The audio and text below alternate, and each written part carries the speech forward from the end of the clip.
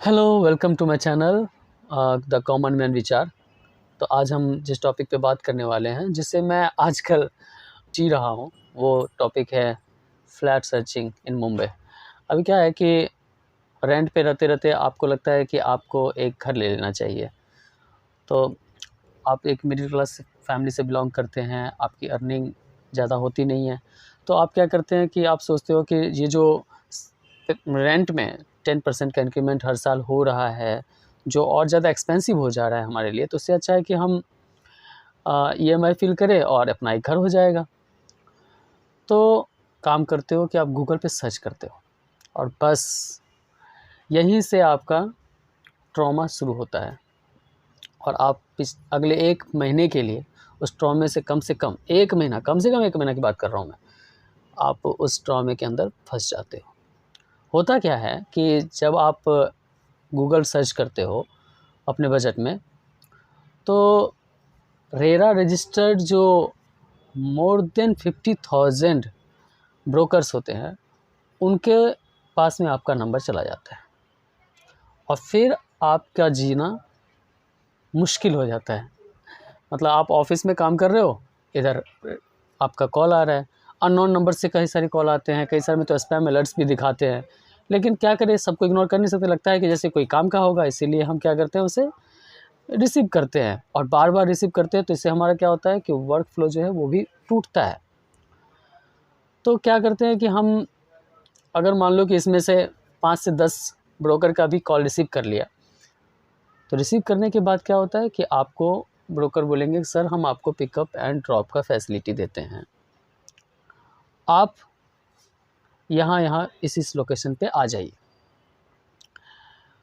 तो वो लोकेशन क्या होगा, आपके बजट में मुंबई में तो होगा नहीं, आपको थोड़ा साइड एरिया 70-80 किलोमीटर्स के रेंज में आपको देखना पड़ेगा, क्योंकि मुंबई में तो आप 1 बीएचके 1 करोड़, 2 बीएचके 2 करोड़, इतनी बजट तो हमारी होती नहीं है मिडिल क्लास की। तो हमें थोड़े साइड एरिया में लेने पड़ते हैं, विरार में, या फिर मतलब कुछ ऐसा साइड एरिया की बात कर रहा हूँ जहाँ पे हमें लेना होता है।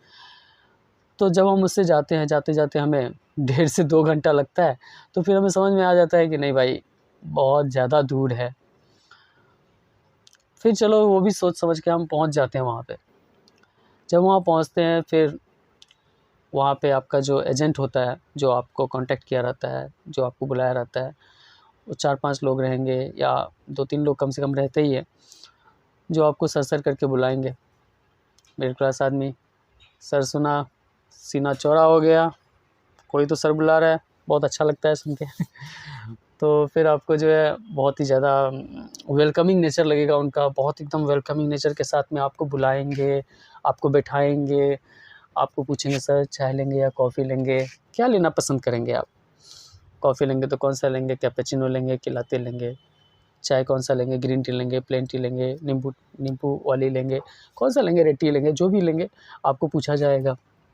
आपको एकदम कंफर्टेबल किया जाएगा। जब आप एक बार कंफर्ट हो गया, तो फिर आपको बताएँगे कि सर बताइए कि आप किस पे बात करना चाहेंगे? आप क्या देखने आए थे? तो आप 1 बीएचके लेना चाहते हो या 2 बीएचके लेना चाहते हो? तो अपने बजट के हिसाब से आप बताओगे कि हाँ, हमें 1 बीएचके चाहिए या 2 बीएचके चाहिए। तो आप जब ऑनलाइन सर्च करते हो, तब आपको दिखता है कि चलो 30 लाख में आपका ये घर मिल रहा है। 30 लाख में 1 बीएचके ऐसा मिल रहा है। लेकिन जब आप वहाँ सामने जाते हो और उससे पूछते हो कि 30 लाख में हमने देखा है आपका ऐड, तो वो अवेलेबल है? फिर वो बोलेंगे, सर 30 लाख में तो हमारे पास में नहीं है, एक्चुअल में हाँ, है, पर थोड़ा-सा ना आपको अपना बजट बढ़ाना पड़ेगा। 30 लाख तो बस ऐड के लिए देते हैं, कोई ऐसा फ़िक्स नहीं होता, थोड़ा बजट बढ़ाना पड़ेगा, क्योंकि 30 लाख में तो हमारा पुराना था कंस्ट्रक्शन, जो हमने पिछले साल बेचा था या लास्ट टाइम हैंडओवर किया था, उसका प्राइस था। अभी आपको प्राइस थोड़ा बढ़ाना पड़ेगा मार्केट रेट के हिसाब से। अब क्या है कि आप बोलोगे कि नहीं, मेरा बजट तो इतना ही है, मैं इससे ज़्यादा आगे नहीं बढ़ सकता, क्योंकि मेरी ईएमआई भी हमें भरनी पड़ेगी, क्योंकि 30 का बोल रहे हो तो आपको 60 लाख तक का ही तो ईएमआई टोटल भरना पड़ेगा विथ इंटरेस्ट।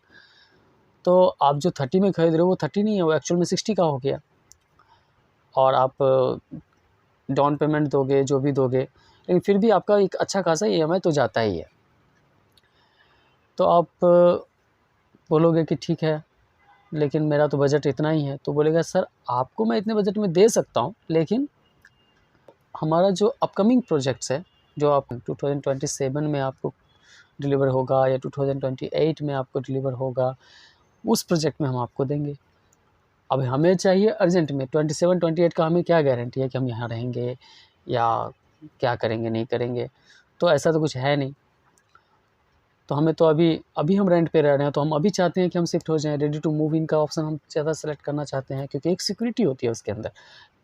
तो आप जो है ज़्यादातर प्रेफर करते हो कि रेडी टू मूव इन में चले जाओ, कि उतना दिन का तो रेंट पे करना ही पड़ेगा ना, तो 27 तक तो हमें रेंट पे करना ही पड़ेगा, और इतना पैसा तो हम ऑलरेडी इसमें पे कर चुके हैं।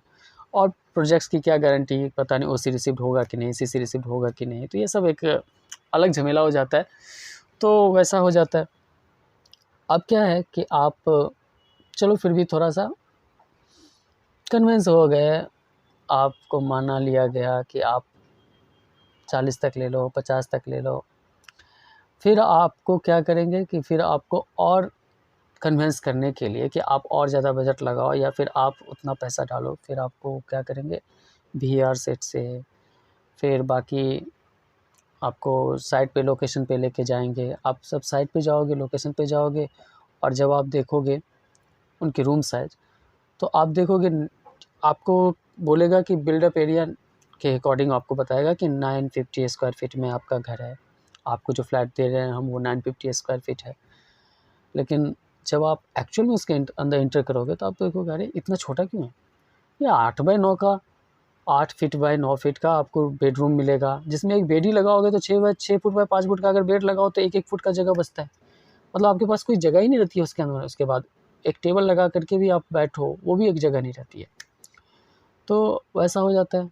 अभी आप देखोगे हॉल थोड़ा-सा रहता है, एक मतलब एक छोटे से, मतलब 570 के कारपेट एरिया आपका रहेगा मुश्किल से, और उसके लिए आपको बोलेगा कि आपको 60 लाख रुपया देना होगा मिनिमम, ऐसा। और बाकी चार्जेस तो अलग ही हैं, बाकी चार्जेस की मैं बात नहीं कर रहा, बाकी चार्जेस मैं बताता हूँ। आपके एमिनिटीज़ के नाम पे आपको बोलेंगे कि सर आपको 5 लाख रुपया लगेगा एमिनिटीज़ के नाम पे। पार्किंग तो आपको दी ही नहीं जाएगी साथ में भाई साहब, पार्किंग के लिए अलग से चार्ज करने पड़ेंगे। अब पार्किंग के सपने दिखाए जाएंगे, अगर आपके पास कार नहीं है तो आपको दिखाए जाएंगे, अरे सर आप ले लो, आपको तो बाद में रेंट पे आप चढ़ा देना। तो मैं ये मतलब करने के लिए बैठा हूँ कि हाँ भाई आया, मुझे रेंट पे चढ़ाना है अपना पार्किंग। फ्लैट तो हमने ले लिया, लेकिन पार्किंग को अलग से खरीदना है, 5 लाख रुपया दे करके, 7 लाख रुपया दे करके और से देना है। मतलब 60 लाख का तो आप घर लो, प्लस आपको ऐसे एक बेसिक चार्ज बता रहा हूँ कि 60 लाख है नहीं, पर एक ऐसी बात बता रहा हूँ कि 60 लाख तक में अगर आप लेते भी हो, तो 5 लाख रुपया आप एमिनिटीज़ के दो अलग से, 5 लाख रुपया आप उसके पार्किंग चार्जेस के दो, प्लस तो हो गया कितने, 70 के हो गए। और बाकी प्लस आपको सोसाइटी चार्ज, प्रॉपर्टी टैक्स, ये सब तो अलग से ही है, वो सब तो छोड़ ही दो, वो सब उसके अंदर आता ही नहीं है। तो ये सब है ऐसा। तो ये जो जर्नी है ना, ये एक बहुत ही ज़्यादा साइकोलॉजिकल ट्रॉमा की तरह होता है। जब आप देखने जाते हो, एक देखते हो, दूसरा देखते हो, एक दूसरे की बुराई करते रहेगा। अरे सर हमारा प्रोजेक्ट में तो ऐसा है, उसके वहाँ तो ये चीज़ भी नहीं है, उसके चाहे वहाँ वो चीज़ भी नहीं है, ऐसे का मतलब ऐसे। कुछ कंसल्टेंसीज़ तो ऐसे होते हैं जो आपको ख्वाबों की दुनिया में ही लेके चले जाते हैं। जैसे कि आपको बताएँगे कि आप सर हमारा 2028 का है, और आप अभी हमारे उसमें इतना इन्वेस्ट कर दीजिए।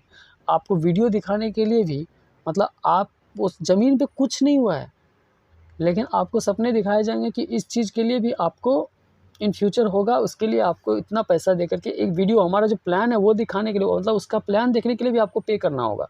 ऐसे-ऐसे भी है। तो आखिरकार हमने डिसाइड किया कि हम रेंट पे ही रहेंगे, क्योंकि एक कॉमन मैन जो होते हैं, एक मिडिल क्लास फैमिली का जो एक्सपेक्टेशन होता है कि वो अपने फैमिली के साथ, अपने परिवार के साथ सुकून भरे ज़िंदगी के साथ रहे, और एक सफिशिएंट जगह हो उनके लिए, बस उससे ज़्यादा उनका कोई रिक्वायरमेंट होता नहीं है। तो इसके लिए रेंट पे रहना ही अभी बेटर है हमारे लिए। तो आप लोगों ने इतना देर हमारा वीडियो देखा, इसके लिए आपको बहुत-बहुत थैंक यू। आप प्लीज़ हमारे कॉमन मैन विचार को सब्सक्राइब करिए, और अपने कॉमन मैन वाले विचार भी हमारे कमेंट्स के अंदर डालिए, ताकि आप जो भी आपके विचार हैं वो मैं उसके ऊपर भी वीडियो बनाऊं और हम ऐसे ही एक दूसरे से जुड़ते रहें आगे चल के। तो इसलिए प्लीज़ आप हमारे इस कॉमन मैन विचार्स जो चैनल है उसको सब्सक्राइब करिए, कमेंट करिए, बेल आइकन पे प्रेस करिए, ताकि हमारे आने वाले वीडियो का नोटिफिकेशन आपको मिले और हम ऐसे ही आपसे जुड़ते रहें और एक दूसरे के साथ ऐसे ही आगे बढ़ते रहें। Thank you so much.